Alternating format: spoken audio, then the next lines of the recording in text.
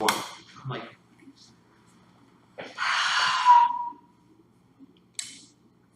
so let me just start off by saying that when I first started watching NXT, my favorite tag team at the time was DIY. You gave me the fucking logo. You gave me the fucking logo. Is this Vince's fault or Triple H's? We're gonna go Triple H. Triple H, you don't like Vince. Pissing me off. Oh my god. Oh my god. So while he's having a mini meltdown, if you don't know it by now, this is Jax. I am your Intercontinental Predictions Champion, Ritz. First of all, I'm the Jar Challenge Champion. Jar for Jax and Ritz Challenge Champion. Oh, I like it. I like it. I thought about it when I walked up to get the title. All right. So yes, this is the Jar Challenge Champion Jackson. I am the Intercontinental Predictions Champion, Ritz. We just finished watching NXT Takeover Chicago, and that's kind of what you're seeing right here. That's what's happening here. God damn it. If you don't know by now, stop this video, go watch it, and come back. Or just watch this, and then go watch the greatness that we're about to explain to you. That also works too. So do you want to adjust it now, or do you want to... Fuck, man. If I feel like if I don't, I'm going to blow past everything else. Okay, so the whole show was beautiful. It was probably one of the best NXTs I've ever seen. And that's saying a lot considering the Finn Balor era, the Bayley and Sasha Banks era, the Charlotte Flair and Becky Lynch era, like all of that paled in comparison to how Chicago took in NXT. And hey, we were in San Antonio. We didn't touch it. We didn't touch it at all. And that's the beautiful thing about Chicago. If you go back and you look at all the great wrestling moments, a lot of them happen in Chicago. Yep. It's usually Chicago or Madison Square Garden. Or in the jail. So it's one of those things to where we knew going into tonight how big it was going to be. Oh, yeah. But we didn't, and it was mostly from a crowd reaction standpoint. Right. We did not know. No. It was going to be that big. I knew something mental was going down when the tag titles were going on last. Yeah, because we watched all the way through. I'm like, why is Bobby going? Oh shit! Oh shit! Dude, oh my god. Okay, so you know what? No, I don't want to do this right now because I'm gonna rant on it. Okay, so let's start at the beginning with Roderick Strong versus Eric Young. Young. Roderick Strong, the Messiah of the backbreaker. Listen, man, like, that dude needs the biggest push. The biggest push. I don't want him to take the Ty Dillinger route where you lose a bunch of pay-per-views and then you go onto the main roster because I feel like that kind of killed Ty a little bit.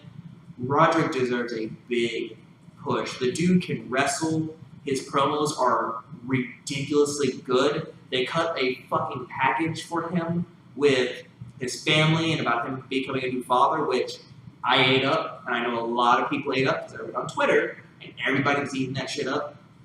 And he single-handedly, mind you, took out Sanity and won the match. Something that people have been trying to do and have not for a while. And Roderick was one of those people that tried to get others involved to try to take down Sanity, and that was after Ty. Ty was a little part of it.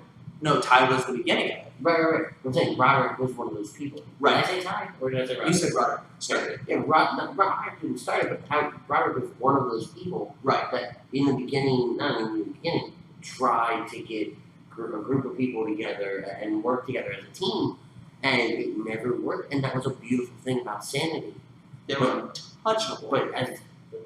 And maybe I'm jumping ahead a little bit, but what does this do to Sanity?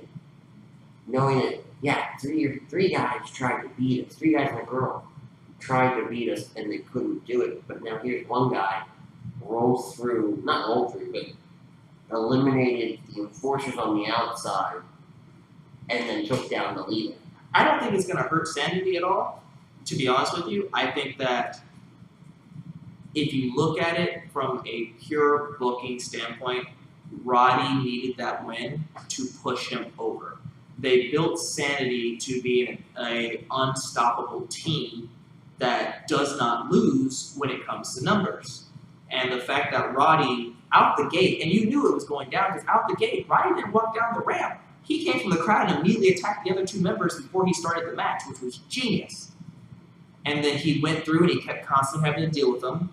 And of course, the ref not seeing Damo interfere when he was staring at Damo when Damo interfered.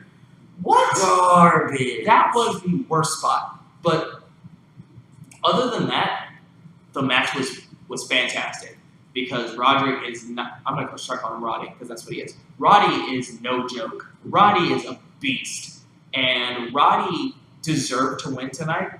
I think he needed that win. I know he beat Hideo, which I feel like I stifled Hideo for winning the title, but whatever. No, sorry, Hideo beat him. Sorry, my bad. But in any case, Roddy wrecked shop. Eric Young was beautiful as well. Eric Young's a beast too. I think that Eric Young. Well, Eric Young's been more mainstream than Roddy has been. At least from a TNA standpoint. Yeah, from where I sit as the fan that doesn't watch the independents. Right. Only watches the bigger, the national promotion. Continue. Eric Young is one of those people that has been a name, has been around for, I almost want to say 10 years. But see, the difference is that you know everybody from like TNA and WWE. That's your two brands. Right. You don't look at New Japan.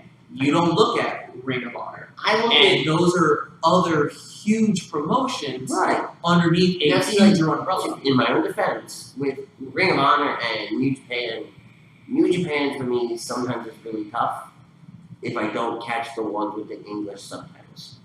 Well, they have the English English commentary. Yeah. If I can't catch that video for whatever reason, it's really tough for me to watch. I think it's easier for me because I watch Japanese anime, right, so I love the Japanese culture already. Stay in it. So, but with Ring of Honor stuff, I only watch the important, not the mainstream moments, like the highlights, the highlight moments, the big moments, and especially in the last couple of months, like there is something now I follow on Facebook and everything like that, and I keep up with it because it's getting bigger and bigger and bigger. Because there was a time when Ring of Honor was not anything to be thought about. It was people fighting in front of 200 people in an audience. Right. Now it's getting to the thousands, and it's getting bigger. The flip to it is, so I'm from Philadelphia. Ring of Honor is huge up there. Yep. It's actually on TV up there on like Saturday afternoon. Yep. But out here, it's not. And that's a big deal. Right.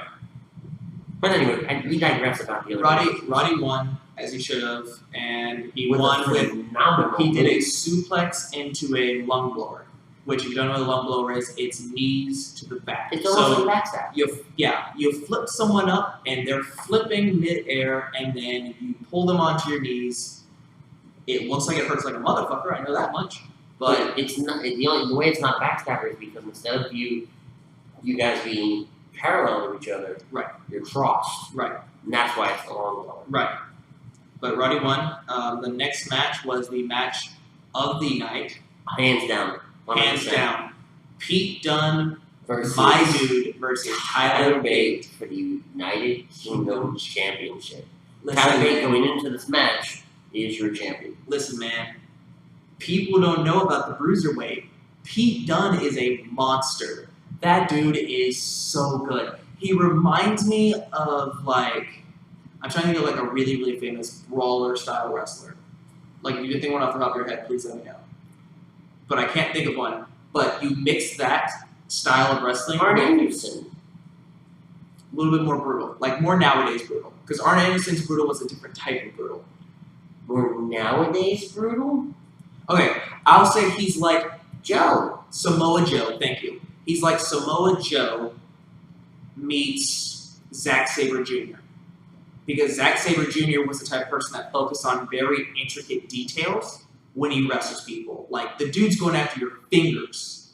Like, your fingers. Like, bro, this part of your finger he's fucking with. The dude's a beast. And everything was, they got a standing ovation. They got a UK chant. They got a fight forever chant. They got every chant from that. They got every chant you could think and of that was positive. Of, with like a UK chant. We've never heard that in the States. Nope. You know, that was big. That's a staple to how big the UK division is. And it makes me sad, in essence, that we're not going to get it that often, because it's obviously meant for UK and it'll go to NXT. And that's fine, I love NXT. But you will only see it, you'll see it really infrequently in NXT. Kind of like how the Cruiserweight Classic, or the Cruiserweight division is in Raw. But now, where it to completely take your point and manipulate it for my own personal gain, it's going to make it all the more special. Because now they have this UK Championship special stuff that happens on Fridays. We don't know how often that's going to happen. Right. But that allows us to be exposed to those superstars. And that's not going to be something that, you know, your regular fan here in the States is going to watch because it's at 3 o'clock in the afternoon. Right. That's going to be something you're going to be sitting at home and be like, all right, you know what? I want to watch the network. Oh, here's this thing here. What's this? Boom, watch it, whatever. Yeah. It's meant for the hardcore fans. Right. The UK and the NXT are meant for the hardcore fans for this reason. Hardcore fans are either A, over the main roster, or B, they want something different. And the fact that these guys can wrestle their asses off the way that wrestling was meant to be, it's huge. And these dudes put on a show. My dude did a suicide dive into a rope and then did a clothesline right after. It was one of the most amazing things I've ever seen in my life. And the best thing I think that's going to come out of this special, and you say people want something different. That's kind of where I'm at a little bit, especially with, you know, Raw. That's why you haven't seen a lot of Raw recaps, plus we were moving and different things like that. But if they can just go out there and, from my understanding, a lot of these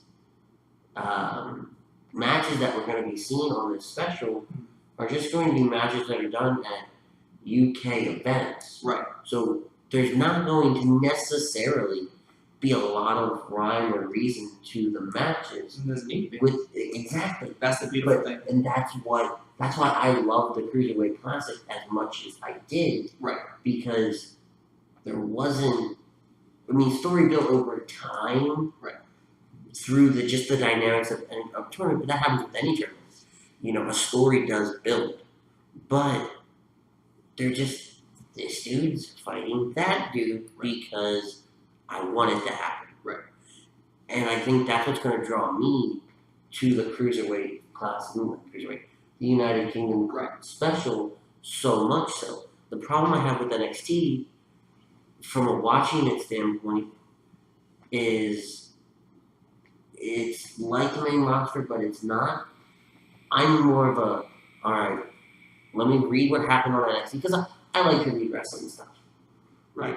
And if I feel I need to go watch it, that's where I go watch it. Right. You know, because it's nice to have something to read about, because you watch everything you can on the main roster stuff. Right. So then when you have the ability to read about something, it makes it that much more special for you. This is what keeps me locked into WWE, in all honesty, because I tell you constantly about New Japan matches that I see. Mm-hmm. I tell you about, like, if there's a Ring of Honor match that's legit, I tell you about it. The reason why is because I feel like the main roster has become so watered down with the PG bullshit. And I don't want to blame it on that, but it is what it is. Like, they don't get to wrestle the way that I know they know how to wrestle. Mm-hmm. Like, Seth Rollins is a monster. A monster! CrossFit Jesus is no joke. The dude can wrestle his ass off, but he's stifled on the main roster. Samoa Joe is stifled on the main roster. I don't like how they're booking Nakamura right now. Like, I only watch, in all honesty, I watch the main roster for the guys that I've supported before they made it to the main roster, like AJ Styles, like Seth Rollins, like Samoa Joe, like Shinsuke Nakamura, like Finn Balor, Kevin Owens. That's my dude, Kevin Owens. Sami Zayn, who I don't like how they booked him either. That's my problem with the main roster. I don't like how they booked them. That's the only reason. Like, NXT has a perfect formula where these people will fight, you won't see them for like 2 to 3 weeks, and then they'll fight again. You're not oversaturating them, you're not overexposing them, but when I see them, it's special. Like, I missed two episodes or 3 episodes of NXT because of the whole movie thing, but when I watched NXT, I didn't see DIY every single week. I don't see No Way Jose every single week. I didn't see Austin Aries meetings over there every single week. But when I did see them, I was stoked because it said, this person's coming this week. I'm like, oh, I gotta watch it now. I see these guys every single Monday for 3 hours. I see these same guys every single Tuesday for 2 hours. It's so much content that it's very hard to keep a personal life and be constantly up to date with everything that's going on in wrestling. So I pick and choose how I go. And I like being able to watch SmackDown and breeze through what I don't give a shit about. And I'm happy that guys are getting pushes now like they should be. But fuck, man, like it's too much. But we just went on to Raw and SmackDown. Again, okay, we have to stop ranting. Yeah. I think part of it's because we're exhausted. Yeah. The moral of the story is that UK match, I told you watching it, it's going to be the match of the year. And at first I was really hesitant because they started off really slow. No. But when I say slow, it was Pete Dunne focusing on those digits and different things and the joints and all that. Right. Which from the first 2-3 minutes I didn't catch on that that's what was happening. Right. So it was alright, that's a little, and I even made the comment, it's a lot of rest holds. Yeah. And then that's when you turned around and said, no, look at that. And I went, oh, like that's the thing that, and I think that's why they're not as big as they should be, because it's gonna sound like off-putting, but it is what it is. American wrestling is all about the flash and the boom and the power, the flair, and like NXT and New Japan and Ring of Honor and the UK division and even the cruiserweights, who don't really get as much credit as they truly deserve. There's flashes, but it's the intricate detail you have to pay attention to that a lot of people don't look at. Like, you look at a Zack Sabre Jr. match, it's even in the Cruiserweight Classic, people noticed it, but they weren't like blown away because it was small things. Even Daniel Bryan said it. No one's understanding just how good he is and what he's doing. Right. Because you don't see him bending someone's finger this way or like stomping on certain body parts. And a lot of that's camera angles. Right. A lot of that's production. Right. So it was nice at one point. They zoom in on the hand. Nigel brings it up. Yep. So they zoom in on the hand. Right. And I think knowing that now and knowing that's how Pete Dunne is, because he hasn't been exposed to a lot of WWE camera time yet. So hopefully that's something they start picking up on. All you gotta know is that William Regal fucking hates that guy. Not in real life, but like kayfabe, he hates that guy. Yeah. He thinks he's an asshole, and it's so bad. So, Oh my god. but yeah, that was a great match, start to finish. Having JR on commentary was very nostalgic for me. Beautiful touch. Very big nostalgia. I like him and Nigel together. I do. I really like those two together. I do. I also like, quick side note, 2 commentators. Not 3, not 4, 2 commentators. I miss that so much. Sometimes the 3 isn't bad. Like, and hear me out though. The Nigel, Tom, and Percy bit is not a bad bit. Because it's NXT. But and when we had Corey, Michael, and Byron, look, Byron shit. That's my point. But the problem, and I guess I was looking for the silver lining because Raw's my show. Right. They would just dog on Byron, so it was entertaining. But it takes away from the matches. Correct. That's my problem. Like, okay, you look at it, before Tom got to SmackDown, it was Morrow, it was JBL, and it was Otunga. Otunga is shit. You could have got rid of them and had those 2 together and it would have been fine. Fire JBL. You could have gone to Raw, got rid of Byron, and had Corey and Michael, and they would have had a perfect dynamic together. Now, or, if Michael were to retire, he's not, but if he were, I would not. Soon? There was an article that came out a couple months ago. He wants Corey Graves to, from my understanding, wants Corey to become the new voice of the WWE. And he's going to drop back into behind the scenes. That's why you see a lot of the NXT behind the scenes things. Michael's there. Michael's sitting in sitting the back. That's what he wants to do. Good. He's been doing it for over 20 years. Exactly. Like it's time. But I mean, they should put Renee Young on the commentary table. But my point being is that even if they dropped down to 2 and they had Corey and Byron, I wouldn't have been mad because Corey's the heel, Byron's the face, and have a great dynamic together. Exactly. Byron pisses me off more often than not, but those two had a great dynamic. I don't like Byron with JBL. But again, we're back on SmackDown and Raw. So now, let's talk about the 3-man versus the 2-man because we saw a lot of that tonight. If you do a 3-man and one of those is strictly from a host capacity as far as getting the guys to transition from whether it's one match to a segment or a segment to a match or match to match, or is just helping with those transitions, or is doing the pointless advertising spots or the build to the promo for the next match, something like that, that's fine. And if because we saw a lot of that with Tom Phillips in the beginning. That's Tom Phillips' point. When he went to SmackDown and they were doing a 4-man table, which was crazy. A lot of that was him just doing the transitioning, and you were leaving your voices for the match or for the segment or for the commentary behind it. And then there were times where the host almost acts like an interviewer to comment on those segments we just saw. So if we're doing that dynamic, fine, I'll take it. Right. Because then it gives structure to a commentary table, which sometimes can make or break a show.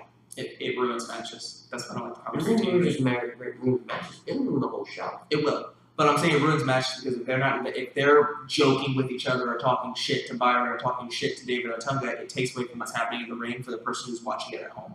Right. And I hate that. I hate that so much. I don't mind little jabs. I don't mind the jabs here and there, but when it takes over an entire match, come on, dude. Yeah. In any case, Pete Dunne won, new UK champion. Which I was actually very happy about. So happy. Not to take anything away from Tyler Bate. That dude's a beast too, and he's only 20 and wrecking shop like nobody's goddamn business. But the point being is that I think Pete Dunne as the champion is going to open the door for a lot of other faces because WWE hates going face against face for whatever reason. And the UK division is starting to pick up heavily now, and Pete Dunne being the leader of it is the move for sure. For sure, bar none. Right. The next match was I believe, triple threat. Yeah, it was women's match. Which was Asuka versus Ruby Riott versus Nikki Cross. Now, let me start off by saying Asuka won. That's my girl. Thank you, Asuka. Ruby Riott got a huge pop in Chicago. I don't know why. I think a lot of it has to do because, and I think they touched on it, so I'm kind of paraphrasing it. I think where she lives in Indiana is very close to Chicago, Illinois. So I think when she started up, she might have done some indie work in the Chicago area. That would make sense. So I think they kind of touched on that, and part of this is me just kind of guessing. Yeah. As good of a match as it was, there wasn't too much to take away from it. No, there really wasn't. Nikki Cross is the female Dean Ambrose back when he was the psychopathic lunatic in The Shield. Cranked up to 52. Yeah, that girl was fucking mental. Right. But she's good. It was just a solid match. Yeah. And I think a lot of people were coming off the hype of the UK match. That was why it felt so quiet. But it also wasn't a bad match. No, not at all. We were hyped during the UK match, but one of the things I love about us is, and I guess because we're not feeding off of the crowd around us. I love me too, man. Shut up. After a big match like that, we go to the next match kind of open-minded. You know, and optimistic as fuck. Very optimistic. Yeah. You know, and so a lot of those matches aren't bad matches. Now, if we're 2.5 hours into a show and you give me a filler Goldust versus R-Truth match, I'm not going to care. But this was something that's very important. Because I'm not plumpy. I'm not going to care. I'm not going to pretend to care. It is what it is. Thank you. So it was a very good showing by all three women. Yep. I think having Asuka win is the move, especially Asuka winning with a double pin was the move. Especially with Ember being out. And watching it. I still, and by the way, that shot was great. Yeah. But I still think that they want Ember, Asuka, and Ember takes the title. So they're gonna milk this for right now. Yeah, but they had to do something. She's got to lead the division before Asuka gets caught up to the main roster. Right. Because I think what the game plan should be is, and it's gonna sound like I'm being like, oh, race, whatever. I think that Shinsuke should be the champion of SmackDown. I think that Asuka should be the champion of Raw's women's division. And I think Akira Tozawa at some point should be the Cruiserweight champion. For sure. Pardon. Because their fighting style is so different than what we would normally get in WWE. It would bring you fresh air. And that would be the move for leaps and bounds.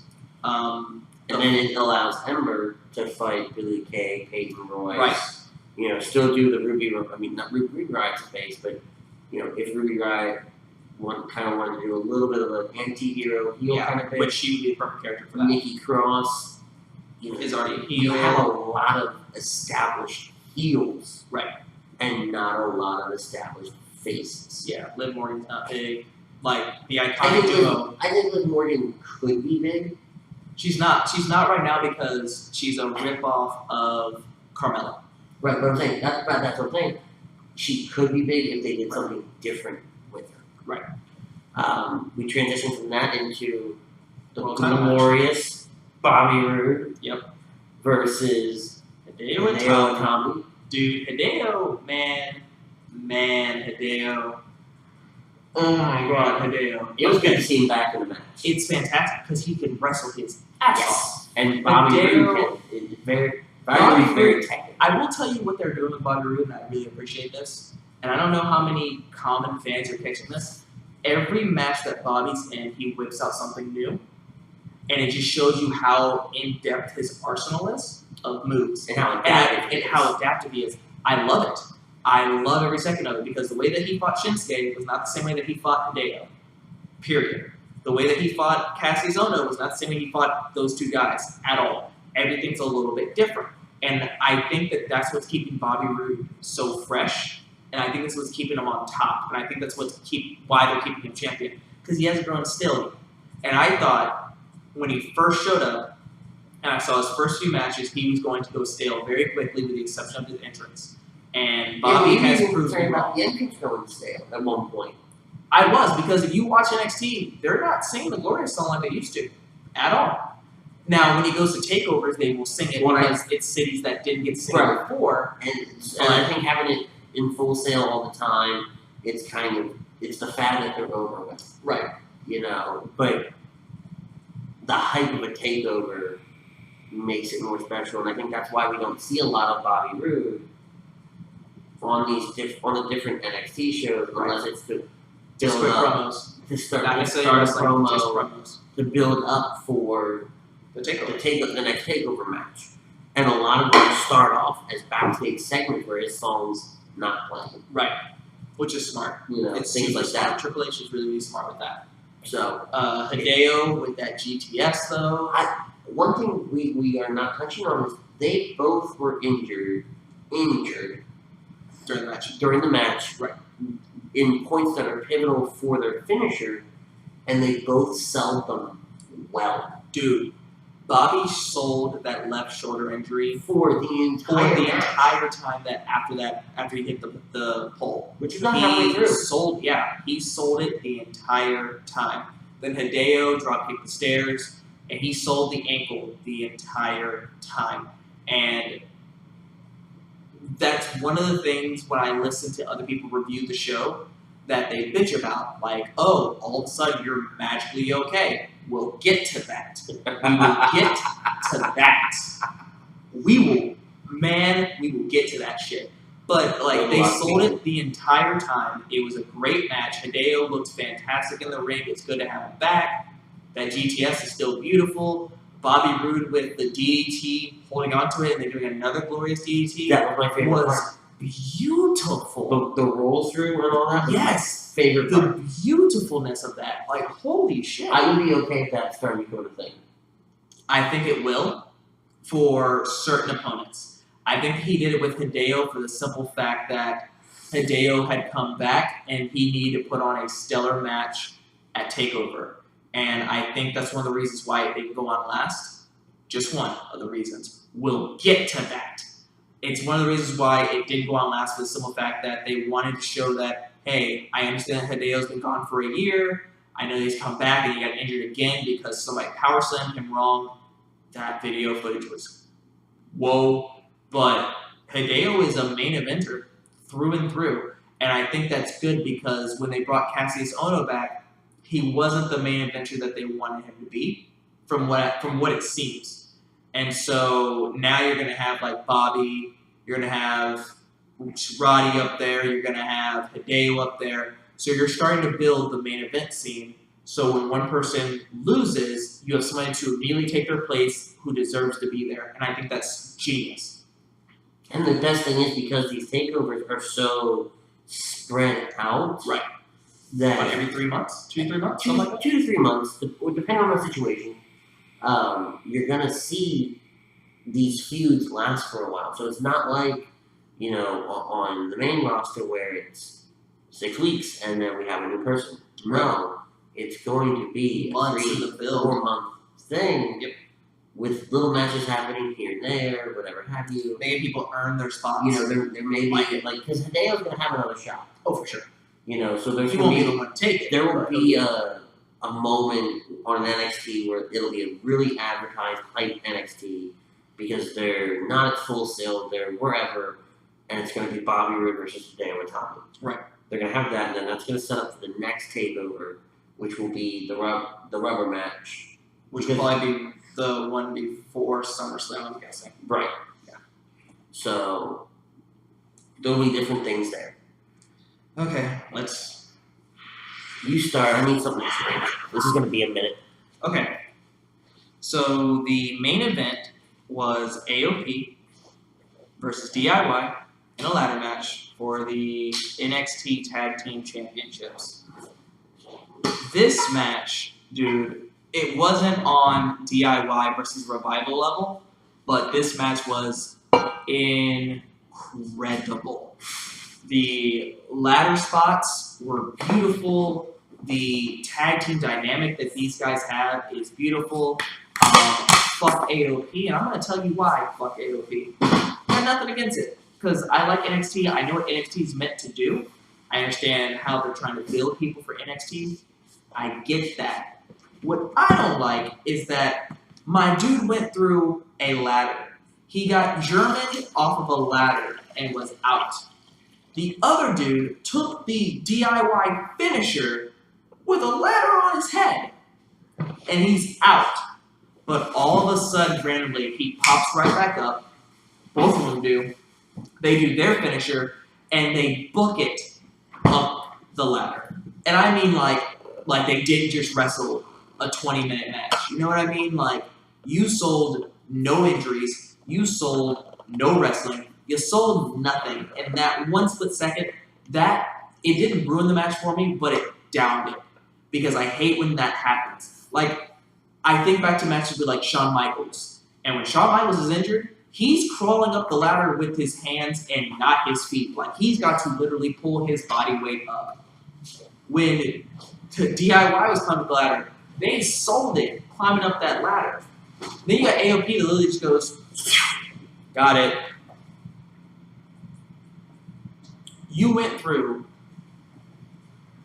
4 ladders, and you got kicked in the face a lot. A lot. A lot. Can we talk about faces for a second? A lot. Like,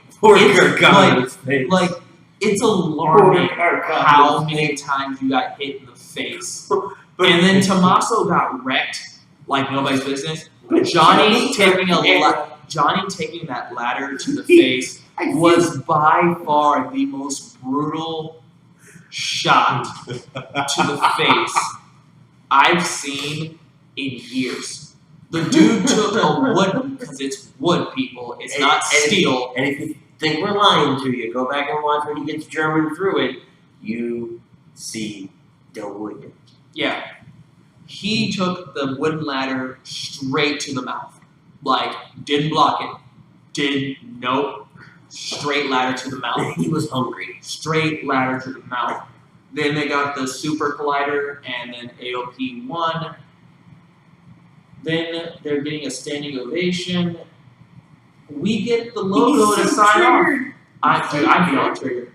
We get this is what pissed me off. We got the logo that the show was closing. And then Psycho Killer. You motherfucking wank stain. Listen, man. Listen. I love Tommaso Ciampa regardless. Even if he's a heel, I still love him. It was the perfect build. It was the perfect turn. It was the perfect time. But you gave me the fucking logo. I thought we were done. I thought I could just turn off and go to bed. No! Couldn't do that shit because then Tommaso Ciampa hit Johnny in the face. With a screen.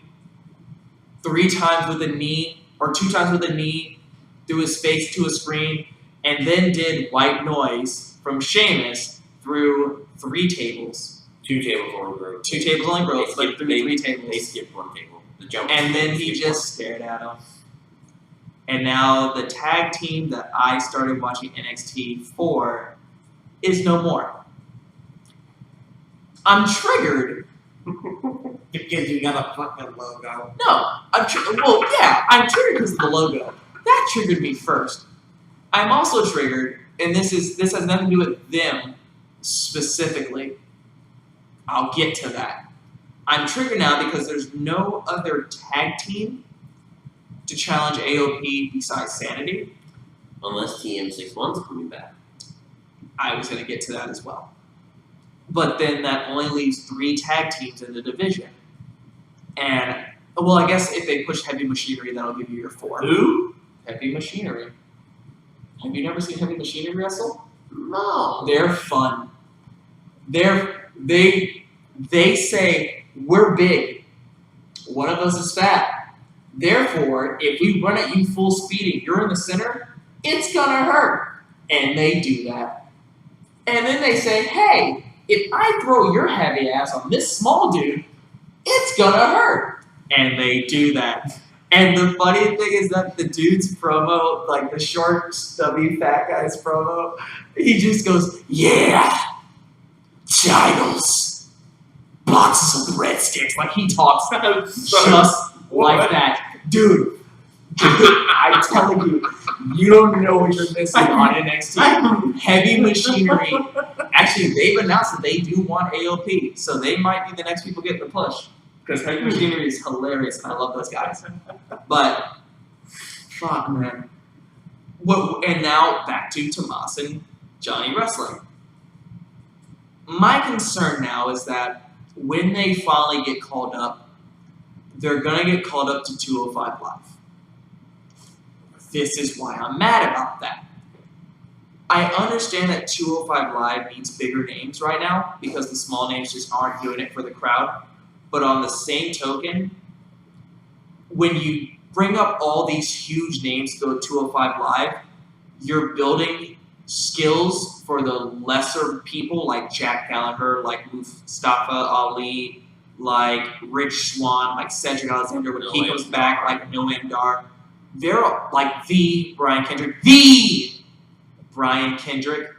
All these guys are good. Yeah. All these guys are going to fall to the wayside because now you're going to focus on Neville. You're going to focus on Austin Aries. I'm going to throw TJP in there because he's with Austin Aries. You'll focus on... I already said Neville. No, he's with Neville. What did I say? Oh, I said he's with Austin Aries. Yeah, he's with Neville. Get your shit right. Oh, dude, it's a long night. You're going to have DIY for Tommaso Ciampa and Johnny Wrestling. That's going to be your top 5. And no one else is going to matter.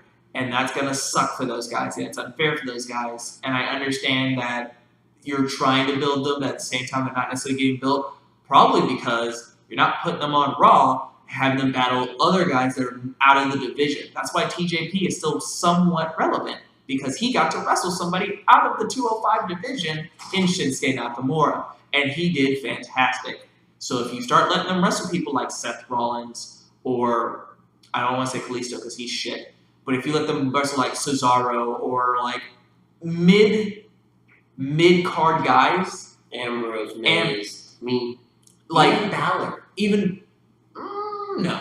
No. Here's the problem. You can't necessarily on the main roster put main eventers with 205 Live. 205 Live is not meant to be main eventing. Right. But let's look at Finn Balor when he came back. He battled Jinder Mahal, who at the time was not a main eventer. But they had a plan for him. That's different. Right. But if you want to put somebody like Jack Gallagher, let's just say for example, okay? Not necessarily saying it's Gallagher. I love Gallagher. Up against Balor, and Gallagher does well, then he has the argument, okay, that guy was the first Universal Champion, and I almost beat him. I can kick your ass and take the belt from you. I see what you're saying. It's a stretch. It's not necessarily a stretch, because I understand what you're saying, but at the same token, it would be a better build for them if they fought mid-card players, beat the mid-card players, and then went for the main eventers. Because then it gives you an adequate amount of time to build these people's character. Fair. I think that Tony Nese is a monster who is underrated heavily. I think that Tony Nese he's strong, he's agile. The dude should be fighting mid-carders. He should be fighting people like Dolph Ziggler. He should be fighting people like Sami Zayn, who should not be a mid-carder. He should be fighting all of these like mid-card guys. You can have them go through Gold Dust and Truth if you want to. They're low-card, but still, just have them fight people who are somewhat relevant, or at least on the main roster. Thank you. That's better. You could have one of them fight Titus O'Neil. Fuck it. Why not? You could have them fight members of the fucking New Day. Fuck it. You could have them fight the Revival. Fuck it. Why not? Why not? There's no reason why they shouldn't be able to fight other talent outside of their division. Because you're keeping them boxed in, and if people are not invested in your box, they're not going to watch it. If you have people fighting mid-carders and then going back to their box, awesome. Awesome. The reason why Neville's doing so well as a champion is because Neville fought everyone on the roster. I'm pretty sure he fought the the WWE champion at one point in time. Not Randy, but whoever the champion was at that certain point in time. I'm pretty sure he did that. Here you go. He fought John Cena and almost beat John Cena had it not been for interference. Put that in perspective. The dude fought the biggest name that WWE has ever seen. But they can't see him. But now he's the champion. Austin Aries is a different situation because everybody knows Austin Aries from TNA and his independent wrestling scene, so he doesn't count. But you have these guys that nobody knows who need to be established, and that's how you do it. In any case, the night ended with the breakup of DIY, and I heard that it was rumored that was going to happen. I really hope that it wasn't going to happen because I really would have enjoyed watching the New Day versus DIY, or the Revival versus DIY again, or DIY versus damn near anybody on the tag team roster. DIY versus Breezango would have been beautiful to me. DIY versus the Usos would have been fantastic. Like, there's so much potential for that. No, granted, there's not to say that down the road they come back together, whatever have you. There's nothing to say that doesn't happen. There's nothing to say that, but I don't see it happening anytime soon. My problem with that is that the tag team division of SmackDown right now is a hot thing. And you're going to have them do it when it's not a hot thing anymore. Like, that's what worries me. But that may be the right move at that time. Not necessarily. But I see because it might rebuild it back up. Exactly. But at the same token, it's the what if it doesn't. That's the risk. But that's the risk that WWE takes on so many things that it doesn't work. At what point though is it a calculated risk that you almost have to take? You want to have a backup plan without DIY getting stale. Humor Did me. you just watch what the fuck I just watched? Humor me. I can't. Humor me. Okay? Okay, pretend I'm humoring you. DIY gets sick. Call them up to the main roster. Okay? They don't catch on the main roster in the tag team division, and they kind of fall off the wayside. Okay? Okay. And then the tag team division just dies. Or the tag team division's dying. You have a DIY that's been feuding for a couple months. Nobody's been seen. One of them hasn't been seen on TV after their last encounter. Let's just call it Gargano. Okay. Tommaso Ciampa gets called up. You have, hell, the Revival as the tag team champions at that point. And there's a match, and with Gargano versus Wilder, let's call it, just for shits and giggles. And Wilder beats the crap out of him. And then Dawson comes in after the match, and they go to hit him with the Shadow Machine. And that's where Gargano comes out. Place goes ballistic. They kind of stare at each other for a little bit, and they hug it out. Mind you, I'm tired. That's the worst booking thing you've ever said in your life. Let me tell you why I'm worried about the tag team division real quick, and then we can wrap it up. So you had the Revival and the New Day feuding, right? Yeah. Okay. Kofi's injured. He's out. They're no longer feuding. And then the Revival got injured. They're out. Right. So let's say in a perfect world right now that they're both healthy and they go back to wrestling right now. They're not on the same fucking show. So all the shit talking they've been doing on Twitter don't mean a goddamn thing because they're not going to wrestle at all. Unless they're building for SummerSlam. A cross-promotion tag team match. I doubt it. Have you seen them done dumber things? Oh, I have, but I doubt it. They don't look at the tag team division like that, and that's what pisses me off. It's not gonna happen, and I don't see a lot of other tag teams on Raw that the Revival are gonna mesh with well enough to be relevant. Like, that sucks because the New Day giving the Revival the rub that they deserve is perfect. I'm not saying that the Revival are not going to go against the Hardy Boys or Cesaro and Sheamus. I'm not saying that at all. They won't do it now because the Revival are heels and Sheamus and Cesaro are now heels. So when Sheamus and Cesaro beat the Hardys, which they're going to, because that's going to push the broken gimmick because they're pretty much got the rights to that now. When that happens, you're not going to have heel versus heel, so now the Revival have to wait until another face wins the titles so then they can take it from those faces. Period. Because that's how WWE works. And it sucks that they're going to have to wait like that because the Revival is the best tag team on Raw right now. Bar none. Bar none. Because people say, what the Hardy Boys? They're not like they used to be, guys. They're really not. They're not. If you watch their matches and outside of the delete and outside of the Brother Nero chants, they're not as great as they used to be. And I'm sorry, they're not. But the good thing is they can still go. Right, they can. All the hell they put their bodies through. And that's probably why they're taking it easy now. But their matches are a lot slower now. And Cesaro and Sheamus are up there for the top tag team, obviously, because let's be real, the club ain't doing shit. I don't even know if Cass aren't doing anything. Enzo and Cass are not doing anything. They're hyped up because of their promos. They're not hyped up because of the wrestling skills. Right. So let's be real. Well, Cass is hyped up because of his wrestling skill. Yeah. So Enzo sucks. Enzo, man, as much as I love Enzo, man. And that bothers me because I really like Enzo.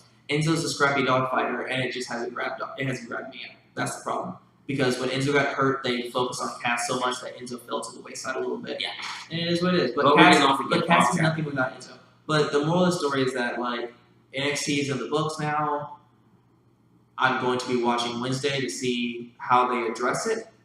I still believe that Asuka's going to lose to Ember Moon. Asuka will be called up to the main roster. Ember will hold down NXT for the women's division, which is super smart. She's good. She's great. She's hot. Oh my gosh, she's so fucking smoky. I don't want to like objectify her, but she's fucking hot. And then Bobby's going to hold on to the title until I want to say Roddy takes it from him.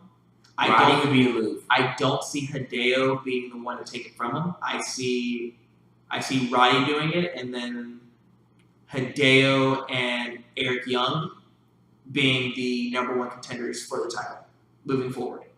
Because what better way to run a team if you're the lead champion of the entire brand? Makes sense. Unless they bring back Noe Jose and build him properly. The tag division for NXT, I'm worried about, but I mean, I'm assuming they have it underneath control. So we'll see how that plays out. The UK thing, I hope to God they do a UK match once a week. Or once every other week would be better. Because when Pete Dunne wrestled against, his name is Matthew something, he's the cruiserweight guy from UK, that match was match of the night on NXT. Pete Dunne is a beast. Like, stop sleeping on that dude. That dude's a monster. Like, oh my God. But yeah, that was NXT Takeover Chicago. In a Fuck you, Ciampa. So here in a few short hours, we're gonna have Backlash. I'm sorry.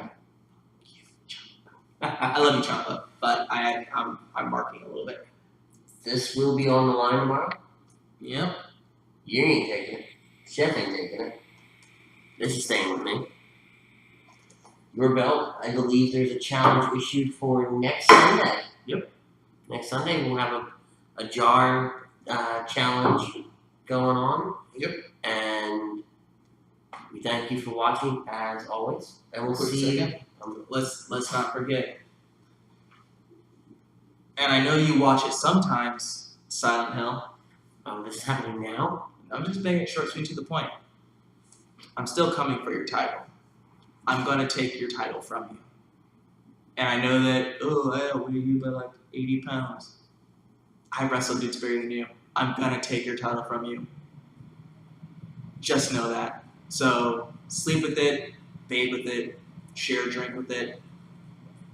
You know, all the weird things that I know that fanboys do with their titles whenever they're in fear of losing it or they just buy it. Just keep it warm for me. I'll be there to pick it up shortly. Okay? It may not be this week. It's probably not going to be next week. But I'm meeting you in Austin. And I'm taking it from you in the city that you live. You ain't going to like it. You're just going to learn to love it.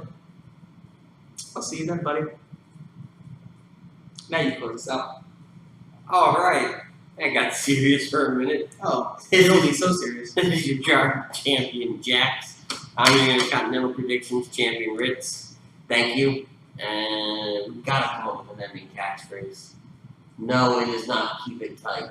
I was gonna. Okay, so real quick before we close out. So our work back and I watched an episode of Up Down Down from last year, and Kobe's just like, "Keep it tight. Good night." And I laugh every single time because it's so funny.